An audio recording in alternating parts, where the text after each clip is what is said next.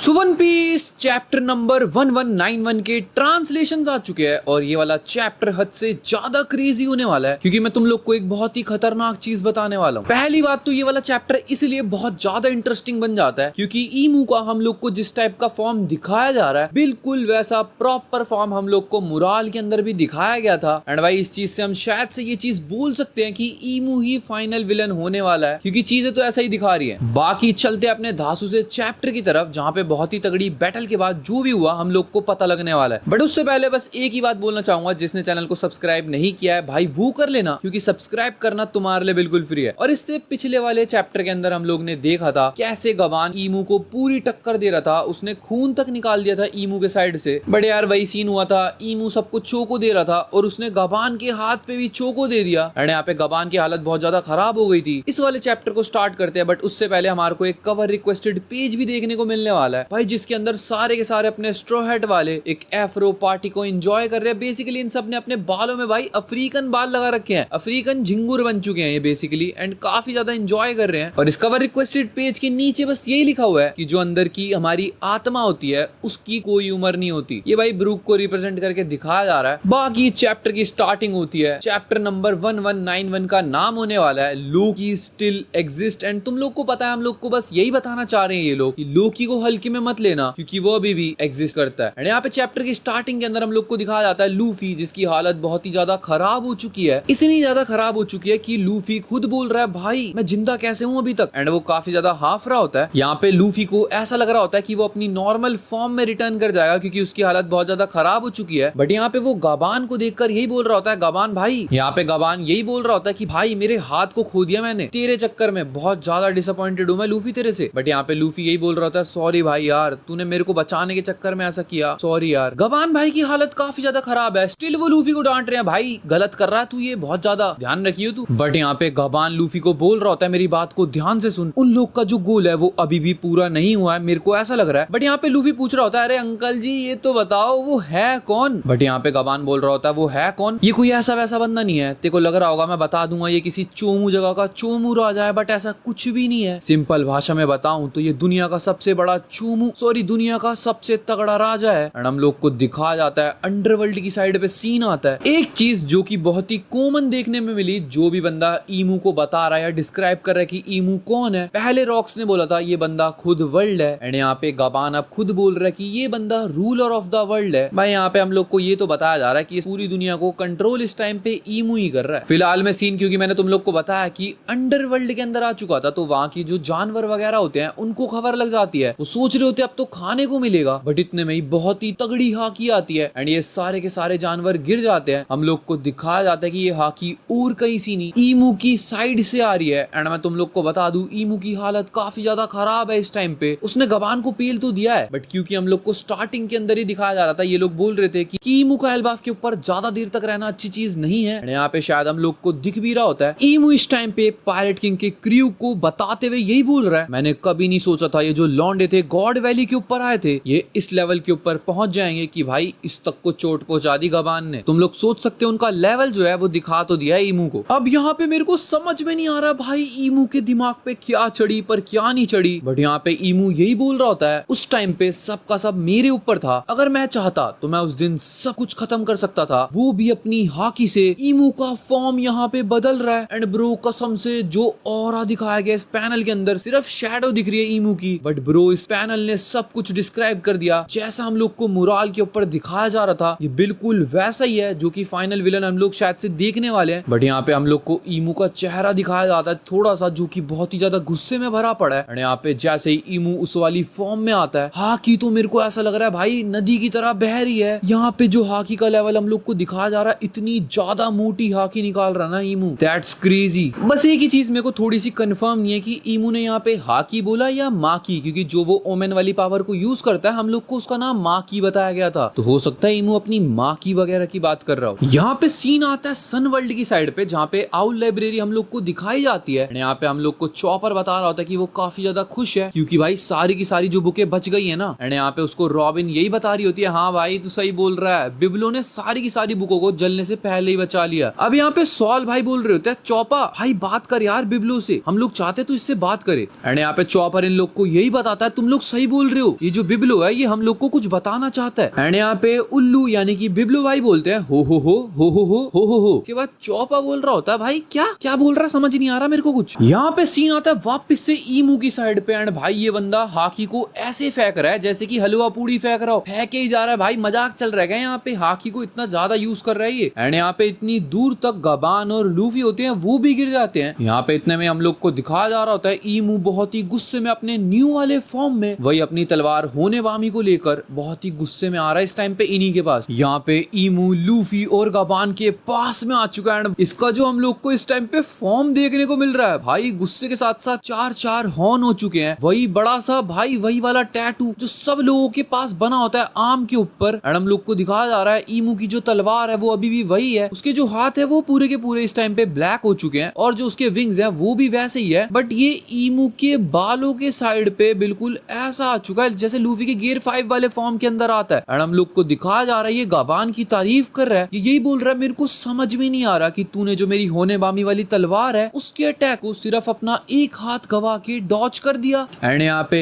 ईमू तारीफ कर रहा होता है, बट यहाँ पे गबान भी यही बोल रहा होता है भाई बच तो तू मेरे अटैक से भी बहुत ही आसानी से गया, सोचने वाली बात तो ये भी है। बट यहाँ पे ईमू बोल रहा होता है नेक्स्ट टाइम और मैं तेरे को खत्म करने वाला हूँ बेटा। बट यहाँ पे गबान यही बोलता है भाई मेरी जो हाथ है ना वो कट चुका है, वरना मैं तेरे लिए ताली जरूर बता। और भाई यहाँ पे लूफी ये दिख रहा है इस बंदे ने फॉर्म बदल ली अपनी, यार इसकी हालत खराब है, ये बंदा फॉर्म बदले जा रहा है। एंड भाई तुम लोग को नहीं लग रहा ये बिल्कुल लूफी के जैसा है, जैसे लूफी गियर 3 गियर 4 ऐसे शिफ्ट होता है वैसे ही ईमू भी अपनी फॉर्म्स को चेंज कर रहा है। एंड जो मुराल के अंदर हम लोग को फॉर्म दिखाई गई है एब्सोल्युटली ये दोनों की दोनों फॉर्म्स बिल्कुल सिमिलैरिटीज में है, पंख वहां भी दिख रहे हैं, जो भी इसके हॉर्न्स वगैरह आए हैं इस टाइम पे उनकी शेप। एंड जिन जिन बंदों से ये फाइट कर रहा है वो सब की सब लग रही है कि भाई यही बंदा है फाइनल विलन। यहाँ पे गबान लूफी को यही समझा रहा होता है मेरी बात को सुन चोमू, यहाँ से फटाफट अपनी फौज यानी कि स्ट्रॉ हैट क्रू को ले और निकल जा भाई। यहाँ पे लूफी गबान को मना कर रहा होता है, वो बोल रहा होता है पागल है क्या, मैंने तेरे को कितनी बार बोला है भाई मैं नहीं जा रहा यहाँ से। बट गबान यही बोलता है लूफी को तू तेरा क्रू सारे चोमू हो मेरे लिए, तुम लोग मेरे किसी काम के नहीं हो, चले जाओ भाई यहाँ से। बट यहाँ पे लूफी चिल्ला चिल्ला के गबान को यही समझा रहा होता है अबे बुड्ढे तू कैसे फाइट करेगा इतनी सारी इंजरीज के साथ में, एक तो तेरा हाथ भी कट चुका है। एंड यहाँ पे इससे पहले ये लोग सोच पाते ईमू दोबारा से अपना होने बामी बोन ईटर यानी कि वही अपनी तलवार से अटैक कर रहा है। एंड उसने बोला था इस बार मैं तेरे को मार दूंगा, भाई गबान स्टिल यहाँ पे फाइट करने के मूड में, वो अपनी हाकी को यूज कर रहा है अपनी एक्स के साथ। एंड यहाँ पे वो बोल रहा है मैं संभाल लूंगा भाग जा लूफी तू। बट यहाँ पे ईमू फुल तेजी में अब गबान को शायद से खत्म करने आ रहा है। यहाँ पे गबान का काम टपकता इससे पहले यहाँ पे हजरुद्दीन आता है, वो देख के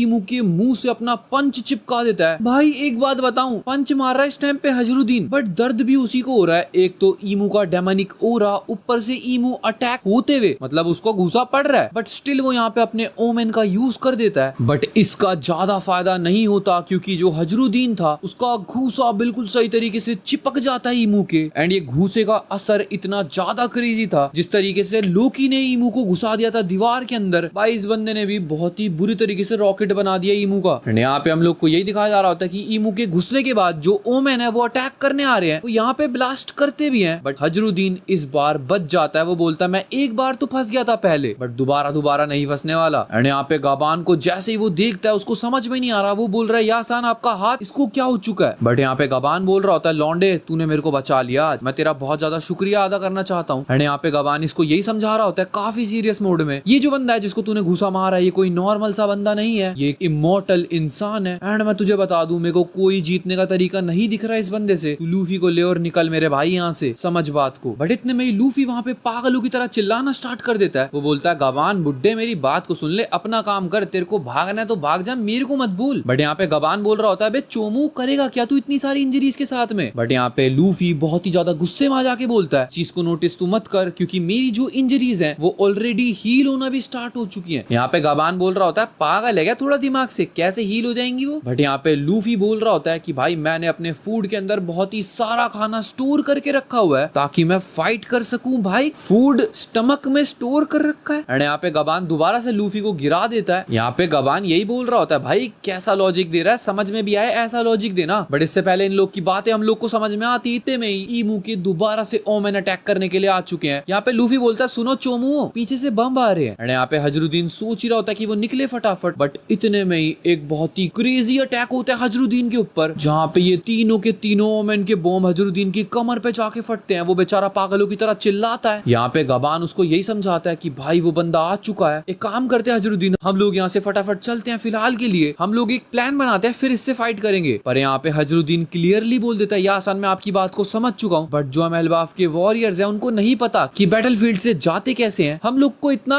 एक्सेप्टेड है कि हम लोग को कोई मार दे, बट हम लोग भाई फील्ड से नहीं जाने वाले। एंड यहाँ पे गबान उसको समझा रहा होता है, चोमुओं वाली बातें मत कर, ये ईमू है भाई। यहाँ पे हजरुद्दीन बता रहा होता है कि अगर मैं मर भी गया ना, मेरा भाई है ना लोकी, वो आ जाएगा तुम लोग को बचाने के लिए। बट इतने में लोकी पीछे से आ जाता है, वो बोलता है मैं आ गया भाई, क्या बात कर रहा है तू। एंड यहाँ पे लोकी और हजरुद्दीन को देखकर लूफी भी बहुत ही ज्यादा एक्साइटेड हो जाता है, वो बोलता है 1 मिनट रुको। एंड यहाँ पे लूफी का पेट वेट फूल चुका है, उसके हाथ फूल चुके हैं। हम लोग को ऐसा दिखाया जाता है कि लूफी ने खाना पीना सच में खा लिया है। एंड वो बोलता है मैं भी तुम लोग को ज्वाइन करने के लिए आ रहा हूँ। लूफी यहाँ पे अपना गोमू गोमू भाई अटैक करने वाला है ये बंदा तो। एंड यहाँ पे गबान भी इस चीज को देखकर शॉक्ड हो चुका है कि लूफी ये ठीक कैसे हो गया। एंड यहाँ पे ये तीनों के तीनों मिलकर एक ट्रिपल सोवरेनिटी, यानी कि ये तीनों अपनी पूरी जान से अटैक करते हैं। यहाँ पे ईमो अपने दोनों हाथों का यूज करके हम लोग को दिखाया जा रहा है कि अटैक को रोकने वाला है। बट यहाँ पे ये तीनों का जो अटैक है वो बहुत ही ज्यादा खतरनाक गया है। हम लोग को बताया जा रहा है इनके अटैक का नाम था triple sovereignty of the thunder kingdom. And ये जो अटैक है ये बहुत ज्यादा क्रेजी लग रहा है दिखने में। जिसके बाद यहीं पे चैप्टर का एंड हो चुका है, हम लोग के आगे ब्रेक दिखा दिया गया है। बट हाँ, एक चीज जो बहुत ज्यादा क्लियरली हम लोग को दिखाई जा रही है वो ये है कि जो मुराल के अंदर वो बंदा था जो भी फाइट कर रहा था इस साइड में, ये बंदा और कोई नहीं, ये ईमू ही है। क्योंकि भाई इसके फॉर्म से साफ साफ दिख रहा है। अगर अब भी तुम लोग नहीं समझ पाए तो मतलब वो थोड़ा सा, बाकी ये वाला चैप्टर इतना ही है। आई होप तुम लोग को ये वीडियो पसंद आई होगी। वीडियो पसंद आई हो लाइक कर देना, चैनल पे नए हो सब्सक्राइब कर देना। मिलते हैं नेक्स्ट वीडियो में, तब तक के लिए बाय बाय।